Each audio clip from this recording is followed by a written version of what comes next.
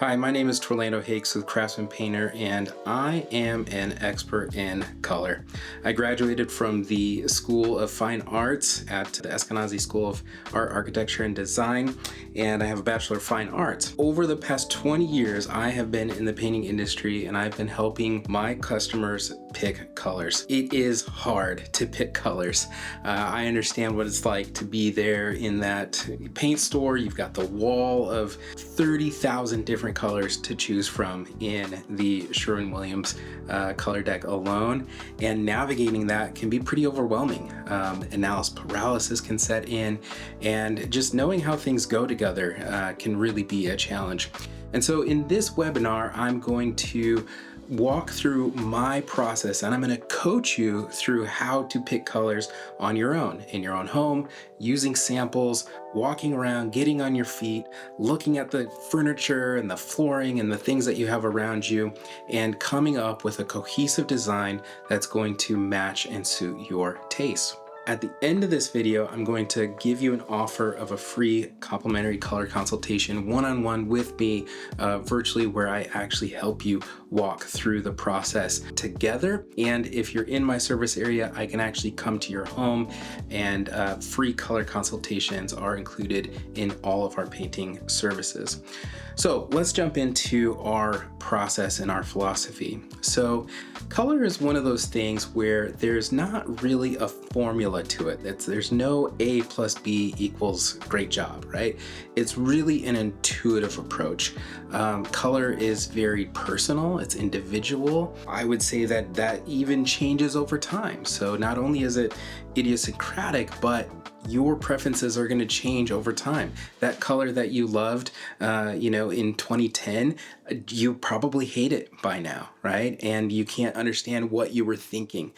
We've all been there. We've all put up a color that we loved, and then years later, we figure out, hey, what was I thinking? That's a horrible color choice.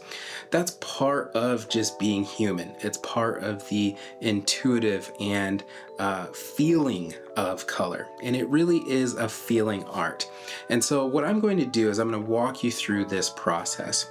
So the first thing that we have to do when we're kind of conceptualizing, okay, we've moved in, we've got, the existing color palette, maybe the previous homeowners have painted everything, one blanket neutral color, and that just doesn't work for you. You want a little more personality. Or maybe you bought it as is and you've got the colors of the existing homeowner all over the place, and you're just like, I can't live here, right? I get it. So the first thing that we want to do is we really want to try to figure out, what is our vision? What is our artistic sensibilities?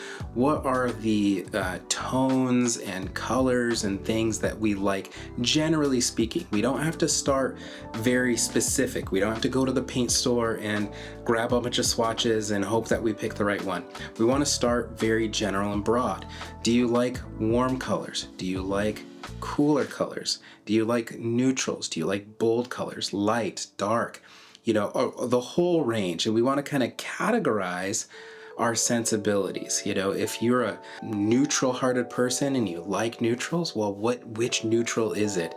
A lot of the neutrals are actually inspired by the decade that we're in, and by trends and by things that we see on television or in magazines or stores. And so a lot of it is just kind of this influence, right? This influence that we're seeing and we're feeling, and it's just kind of telling us and informing us what we may or may not like. And I want to say that, there's no right or wrong answers here. Again, color is so personal that, a color that you might really love, somebody else might hate. And if they hate it, let them, right? Like, who cares? This is your house. This is your vision, and we want to make it as beautiful and inspiring to live in as you need it to be. So that's kind of the first thing, just kind of generally speaking. Do you like color? What kind of color? Just anywhere on the rainbow. Pick a shade on the rainbow. Do you like blues, greens, yellows, reds, purples, browns? Whatever it is, it's okay, right? We'll dial it in. We just need to know kind of generally, what do we like? And then the second thing that we're going to do is we're going to find an anchor. Now, neutral colors serve a really great purpose in a house.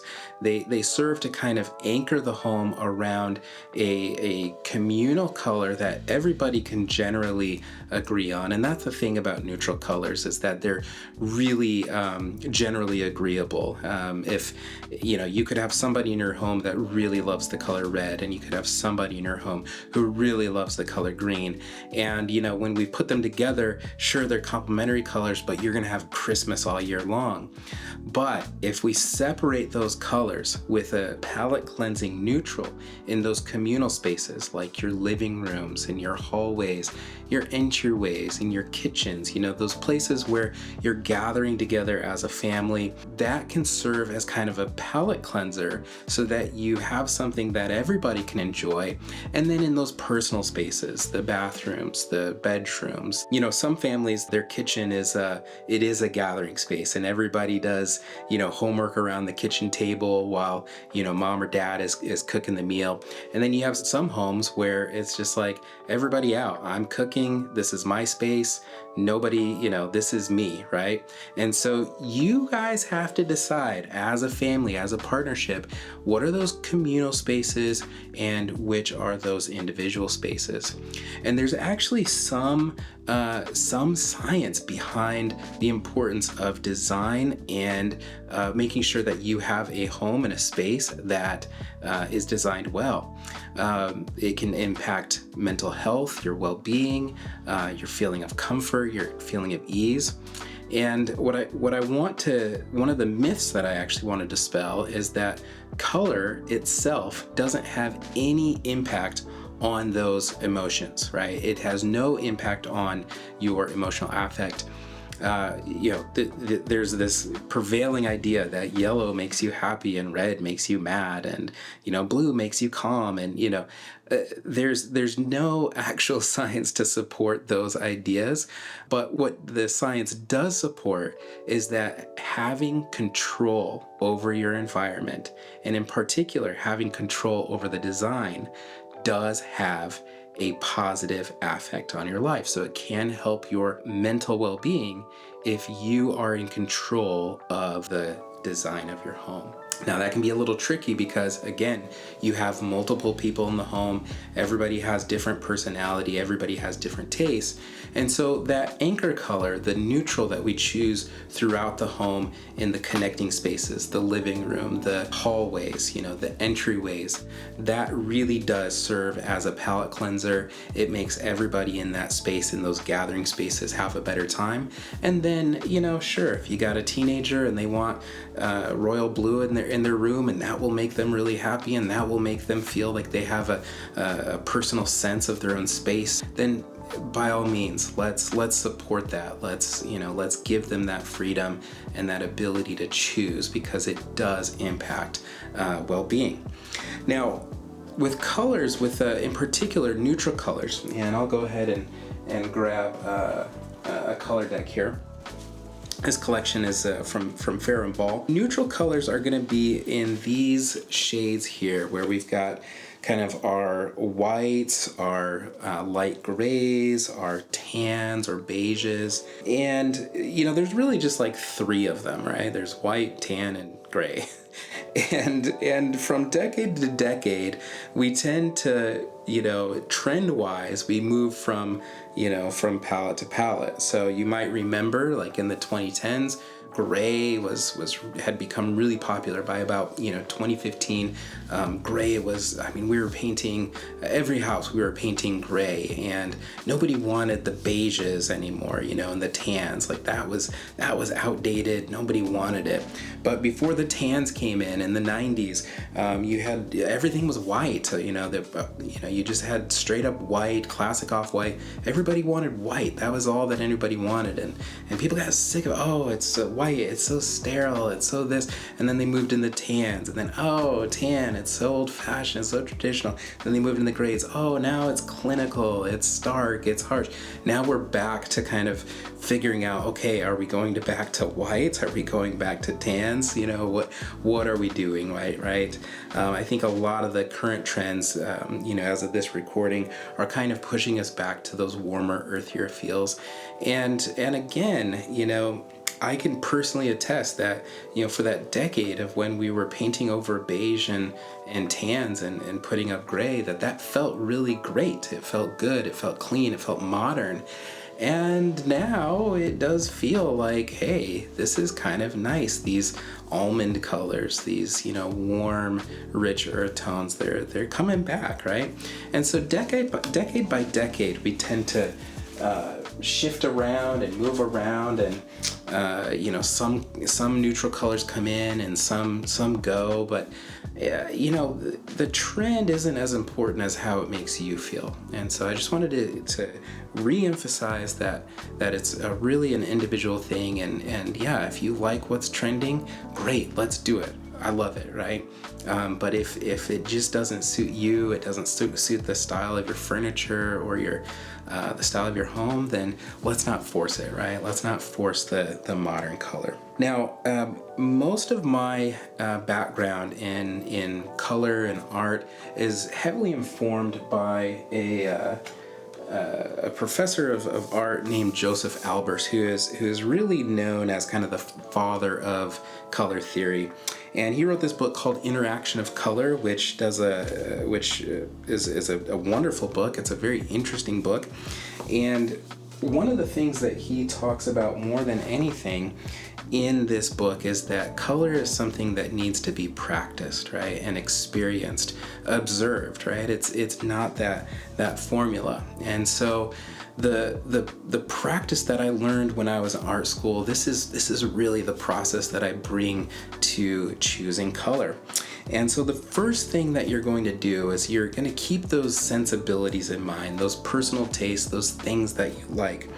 And you're going to start with a short list. You might go into a room like the living room and you might decide, you know what, I do want a neutral here. Now, rules are always made to be broken. You don't have to have a neutral in your living room. It's very possible to have a yellow hallway and make it work. I think for somebody who isn't as practiced in color, it makes it more challenging to coordinate, which is why I tend to veer towards making those communal spaces a neutral color, one where the husband isn't going to scoff every time he walks into the room, right? Something that everybody can enjoy, but it is possible. I have in one of my previous homes, I did have a yellow hallway and it worked. I figured it out. But it's a practice. You have to work with colors and you have to pair them next to each other to figure out how they talk to each other almost. They have their own type of communication, and some colors, when you put them together, they reverberate against each other, and others, they blend quite well. Some clash, right? And so we have to just kind of observe how these colors are talking to each other. When I'm working with my customers, what I'll usually do is I'll start with a short list of colors, and that will usually come from a pamphlet or brochure that I pick up at the paint store. So here I have 3 different brochures from the Sherwin-Williams Designer Color Collection, and they kind of describe what this color palette is all about. So this is the warm and welcoming, where you have warm neutrals. This is the rustic and refined, where we get more of our blues and greens. And then this one is our classic and collected, where we have soft shaded and statement hues, right? A little bit more color. I like starting with these 3 because it's a nice curated palette, and it gives you a general sense of what you might like. If I were to start here, let's say with the warm and welcoming, let's go ahead and start with this. If I open it up, we can see that these are all warmer shades, and it ranges from the nice creamy almondy whites, and as it moves over, we have kind of these darker, deeper browns where we're almost getting, kind of like a dark earth color, dark dirt color. What's nice about these colors is that if you want a kind of a serene feel, warm feel, maybe you have a more traditional flavor to your decor, or maybe you have a more boho, maybe you have some of those boho sensibilities coming in, this tends to be a really good palette. If I'm liking this, then I'll kind of just broadly say, do I like it to be lighter? Do I like some of these darkers? Are there any of these colors that could provide some contrast and some depth? And when I find a color that I like, I'll just kind of fold this up and then I'll hold it up, right? This might be my short list here, right? I might say, these 10 colors right here, there are several here that I could find really appealing in my house. The next step is to just observe, right? This is where you have to kind of use your patience, your mindfulness, if you will. And we just want to observe. What does this feel like? Which colors are starting to pop out? Which colors are starting to feel a little off, right? And I like to do a reductive process where I start to say, what, this color here, maybe this one is a little too dark for me in this room. I'm taking a look at the light in the room, moving it around to different walls, and I'm thinking to myself, what, maybe this one is a little dark. And if this one's a little dark, maybe this one's too dark too. And so now I've eliminated 2 right here, right out the gate. And then I just continue that process of elimination. Okay, this one, if I'm just observing, right? And you really do need a lot of patience for this. You really just have to sit back and try to perceive the different colors, right? See, none of these colors exist on their own. They all exist in reference to each other. And so if I'm looking at this one compared to this one, well, I see that this one seems a little more brown and this one seems a little more yellow. And this one down here seems a little more white comparatively. And I might like that it's a little bit more white. And so now I'm eliminating a little bit more, right? Well, I don't want the one that has too much brown in it. I don't want the one that has too much yellow in it. And so now I'm looking at these down here. And then I might look down at this one and think, that one's kind of nice. This one, maybe it has just a tint of maybe green in it that I'm not really liking in this room, and maybe that one has that too. So now I'm kind of down to these 2, right? So I'm looking at it and I'm thinking, okay, this one's more white and this one is a little more almond, and then I just sit with it, right? And maybe you get the opinion of a couple other people and say, I'm trying to decide between these 2. And then when you sit with it long enough, eventually that color, the one, is gonna kind of stand out more to you and say, I'm the one, right? And so for me right now, this one's raising its hand, right? This is called sun bleached, right? But the thing about this is that because light has such a big impact on color, and other colors have such a big impact on color, I can't tell you that sun bleach is going to work in your house. Maybe it's working in here under the studio lighting and in my house in relation to the other colors that I have, but it might not work in your house, and it might also not work with your general taste, right? And so you might need to move around.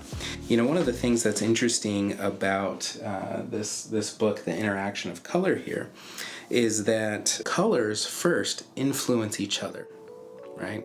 And so when I was in art school, we would do this test and this study where we would try to take different colors and pair them up with each other, and we would try to make one color look like another color, and maybe we would try to make 2 different colors look like the same color.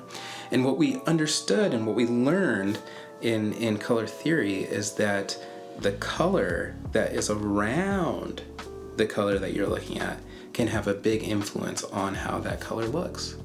And so that's why we want to test, and we want to move the color around to different places, and we don't want to compare the color to what's on the wall, because what's on the wall isn't going to remain. We want to compare the color to the fixtures and the features that are going to remain the same. If your trim is going to remain white, let's pair this color up next to your trim so that we can see how it looks next to the trim. If your cabinet colors are staying as is, or your flooring is staying as is, or you have a work of art or a couch or any element in your home that is remaining in place, we want to look at that color next to that feature. If you have kind of a dominant color in your home, maybe you're not painting the whole house, but you're doing a couple of different rooms just to spruce things up, we want to look at the color in relation to the color that's next to it. In general, I try to follow the 60-30-10 rule, where 60% of your home's color is dominated by one kind of theme or tone. You know, we can go a little light and dark with that to create some dynamic range from from space to space. But for the most part, that's our dominant color, about 60% of it, and that usually is going to be the neutral. The 30 is your secondary color. You know, this could be a color that is it could be a little darker. So let's say that we chose this sun bleached color, and then we decided, you know what, we would like to bring in teak wood to provide some added depth, right? This would keep your palette fairly neutral across the board, but you might like a little more variety, right? And so let's go ahead and bring out some colors here. Let's say that you want to be bold and daring and do this color beetroot, as an accent wall. Well, I'm going to pair these colors next to each other, and then we see that this is a nice color combination, especially if you're a fan of IU, right? And maybe that's not the right thing for you, right? You could go over and say, okay, let's actually look at, I like these greens and these dark jades. Okay, let's see how that works together. And you hold it up, and it looks really nice, right? It's modern, it's bold, it's daring. And you could see where this color everywhere might be too much. But if we bring in that neutral, we bring that around, I think we have a lot to work with there, right? And so it's all about the interaction of how those colors play together. And so we want to be very versatile and bring these pamphlets around, bring your color swatches around. Of course, larger swatches are very helpful. This is here a curated pack of very bright colors for a kid's room. We probably wouldn't pair these together, right? Like this, if I were to look at these two colors here, right? These two colors here, wow, these incredibly loud and just, in your face. But if I were to find a neutral that I could pair, between the two, then maybe we'll have something that starts to work, right? Maybe if I bring in this kind of lighter color, this is kind of a lighter gray, maybe we have something that starts to work and is a little bit more, it's still very eclectic, very bright, very much for a kid, right? But we could tell our kid, hey, let's maybe do a stripe, or let's do a single wall, or let's maybe do some pillows, and some curtains, right? And have a more neutral backdrop that would make this, tone it down a little bit, but give us, still give us that personality, right? So that's the importance of interacting colors with, different colors. Now, the next thing that I'll communicate to you is this idea of color and light. Light has a huge impact on color. And in fact, the time of day can change the way colors look throughout the course of the day. If you have that kind of warm, dusk coming in to your window, it might make everything way warmer than it usually is compared to the daylight.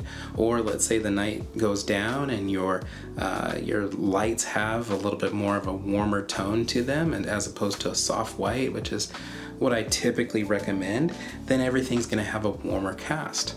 Converse that with, of course, your daylight. You're going to see a lot of light coming in. Certain colors have a higher light reflective value, and so what happens when you have a color that has a high light reflective value, it does some funny things, right? So let's try to find a color here. So I pulled out the color Drift of Mist here, right, which has a light reflective value of 69, which is a light reflective value. Now, depending on how harsh my studio lighting is, you might not even be able to see this. And if I point it towards the light, it completely washes out. But if I bring it closer, it might come into view, right? Compare that with a darker color. We'll use the color Black Fox, which is this is a great color right here. Kind of picked that randomly.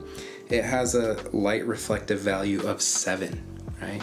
And so we can see more of the color because the light is not bouncing off of it and shining all over the place, right?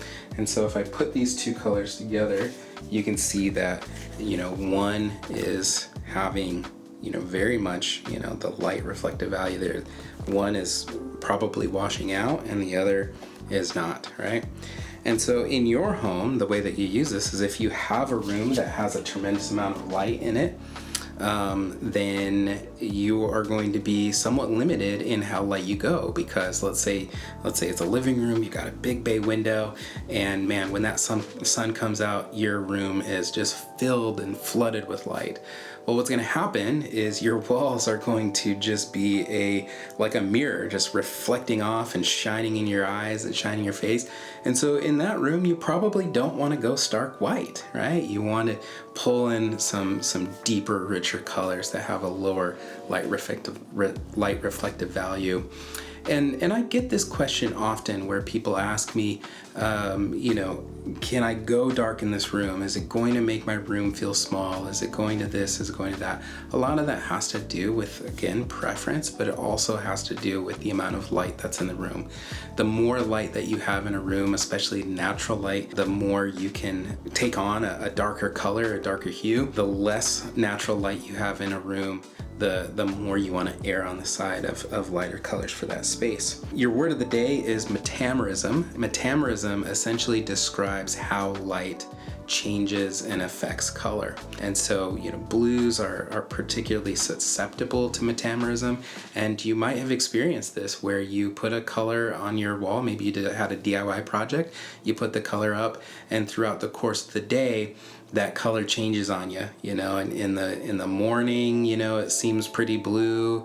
Throughout the day, maybe all of a sudden it's like kind of white. And then by the afternoon, it's green. It's got like kind of this greenish hue to it. And that's metamerism, right? It's the combination of metamerism and the light reflective value kind of playing tricks on your eyes. And so there are ways to mitigate this, and there are certain colors that are certainly less susceptible to metamerism, but this is where that practice comes in, and this is often where getting the help of a trained color designer or interior designer can be very, very helpful. Let's finish this conversation off by just kind of recapping here. So the first thing that you're going to do is you're going to create a short list of all of the colors that are kind of in the family of what you want. You're going to observe, you're going to hold up the different colors, you're going to try to almost listen to them and hear and feel and perceive which ones are jumping out at you. You're going to eliminate the ones that you don't like. That's the easiest thing to do, just process of elimination, narrow it down. And then when you have a list of about 3 colors that you're like, you know what, I can't make a choice, these are all, I like them all. Well, that's a good thing, because really either one that you pick is probably going to be the right choice. And so we do that, and we go room by room, right? And we hold up the colors and we pair them next to each other, and we find some fun ones, and we find some ones that are going to, speak to the individual, and eventually we end up with a color palette that our family really likes, right? We've got a little bit of fun, we've got a little bit of depth, we've got some neutral, we've got some mid-range, and we end up with something that's really quite nice. This would be a very modern, quite modern look to it. And I might, we might find some fun accents in a throw pillow that goes on a bedroom, on a bed or something like that, right? So that's the process. And once you've got that all figured out, then you have to figure out which products am I going to use, right? And so real quickly, I want to go through different product recommendations based on our lineup of Sherwin-Williams products. Each one with its own benefits and features. Okay, so the first two products I want to talk about here are Cashmere and Super Paint. And these are two wall products. They're really great on walls. And I would call these an entry point to homeowner grade paints. Anything below these levels, like your Promar 200 or your A100 or your big box store paints, that DIYers, really love. These are kind of that entry point into homeowner grade. They're going to last a little bit longer. They're going to look better. Now, they come in at the same price point. However, there's some key differences and some trade-offs here. The Super Paint gives us a little bit more durability, while the Cashmere has a better look, right? And that's the primary trade-off. The sheen options in Super Paint are a little, they're a little more jarring. You've got flat and then you got satin, and that's a big jump to go from flat to satin. There's not really an in-between. But if you are a person who you like flat, or you really like satin, then that might make sense. But if you are prioritizing cost savings, durability, coverage, then the Super Paint is really a great option. If you are a person who, you really notice those little details and you really like aesthetic things and you're not too hard on your house, right? Maybe your kids are more calm or they're out of the house or it's just you and you want it to look nice, but you want it to be affordable. The Cashmere is a really great option. It has a really lovely eggshell finish if you like a little bit of sheen to it, okay? These are the entry point products. Next up, we have Duration Home and Emerald. Now, these are the two premium products coming from Sherwin-Williams. They do increase in price. The Emerald is a little bit more pricey than the Duration, but you do get some great benefits. The first thing about the Duration that I like is this gives you some added moisture resistance. The benefit to having the Duration is that if you have a bathroom or a kitchen where the humidity is a little bit harder to control, this ends up being a really great product for it. It's good in high traffic areas, and I would say that it gives us kind of the combination of the Cashmere and the Super Paint in one. A really excellent option. It has an antimicrobial agent in it, which inhibits the growth of mold and mildew. A very excellent choice. Often when I'm in a house, I will, if they're using Super Paint or Cashmere everywhere else, I'll strongly recommend to upgrade to the Duration for the bathrooms. Now, if you're the type of person who you really have this kind of buy nice or buy twice mentality and you like to buy things of quality, and I love design quality, I really believe in it, then the Emerald is the option that you want. It's known for its exceptional beauty, its washability, and it's great to apply. The color is deep and rich, lasts a long time, and it's a really high quality paint. And so either of these options I think are really phenomenal options for an active family or for people who just really have the type of home that you need to put more into it in order to maintain it and keep it clean. If you want things to last longer, these are the options that I typically recommend for your walls. If you're really on a budget and you don't want to overspend, Captivate is an okay option. It is what I would call a DIY product. People who are really trying to save money and do things themselves. This product will give you the color that you need. And it will last a little while, especially if you're not too hard on your home. Let's say that you're a very young couple with no kids and no pets, and you know that you're not going to live in the home for very long, maybe a couple of years, but you just have to get the color changed. The Captivate is a good option for that. It's easy to apply, especially made for the DIYer. And you know, while many of our homeowners don't usually choose it, it is an option at a lower cost.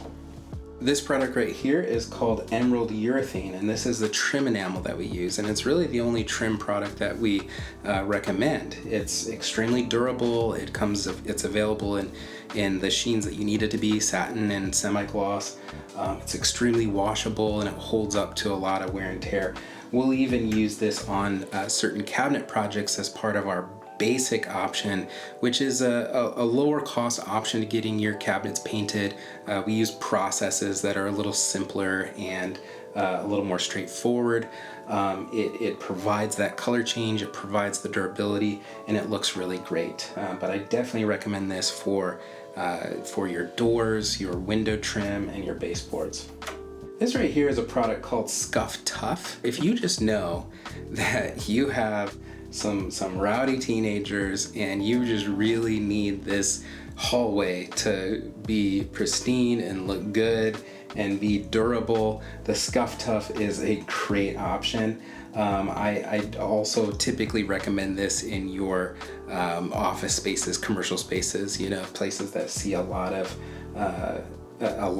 action and daily wear and tear. Here we have our collection of ceiling paints. Now you might think, oh, ceiling paint is just a ceiling paint.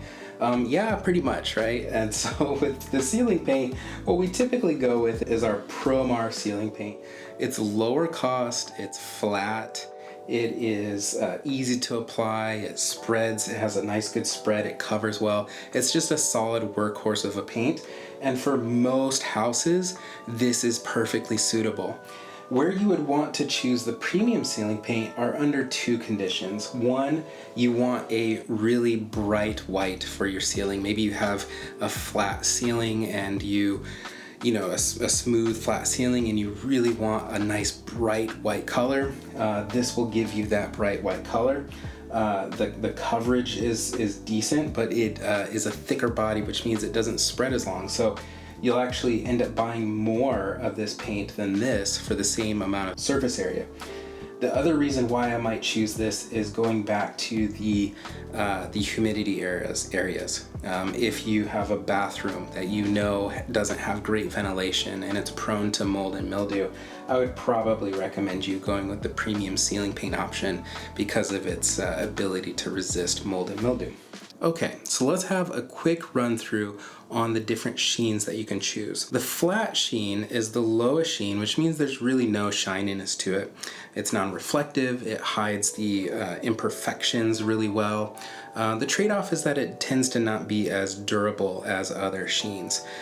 I think flat is really great for ceilings. I think it's really great for low traffic areas and areas like adult bedrooms where you know you don't want any reflection happening, but you'll also not be too hard on the product. The matte offers a rich non-reflective finish, just a slightly up from the flat. So it doesn't have that kind of chalkboard feel to it, right? It is smooth, but it's not shiny. The durability, I would qualify this as kind of a medium durability, and it provides, in my opinion, a pretty luxurious look to living room spaces, dining room spaces, hallways, that kind of thing. Bedrooms, certainly. Matte is kind of my go-to. I really like the matte finish for most spaces. And again, you know, with that non-reflective finish, it's really good at hiding the blemishes. Next up is the eggshell finish, and this offers a very soft glow. It's easy to clean, medium durability, and eggshell is another go-to. You know, sometimes when it's a darker, richer color, I prefer the eggshell as opposed to the matte, and then conversely, when I'm doing lighter colors, I'll usually use the matte. But this is great for active areas, your living rooms, your hallways, anywhere that the hands are going to be touching, you know, for whatever reason, or you might be bumping. The satin is next up, and that provides a more sleek pearl-like finish. The durability is much higher, and it's good for high moisture areas and high traffic areas. You know, think your kitchens and baths and trim.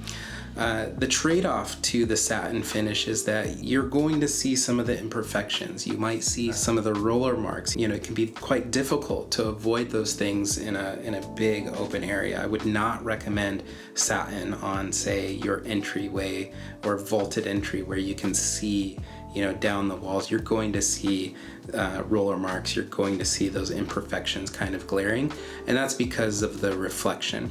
But I do like satin for trim. If you don't like the super shininess of the, you know, of the semi-gloss, I do like it for that. I've even been known to recommend satin on cabinets. The last is the semi-gloss, and that is has a slick kind of radiant finish. It's very high in its durability. I only recommend semi-gloss for doors, trim, baseboard, cabinets, any area that requires very heavy cleaning, because it's going to be very helpful for cleaning. So that is the webinar. That's how you pick colors. That's how we do it at Craftsman Painter. If you would like help getting your house painted or choosing colors, please give us a call. Our color consultations are free. There's no obligation. How we do them is virtual. In my studio, I have the ability to control lights, and I kind of coach you through the process. When you choose us for painting, we will come to your house and help you pick the colors in person, which is really the best way to do it. But either way, you're going to get 10 free samples, and I'd love to mail those to you. And so if that sounds like something that you would like to do, please go to craftsmanpainter.com, give us a call, and we will help you with your color. Thank you.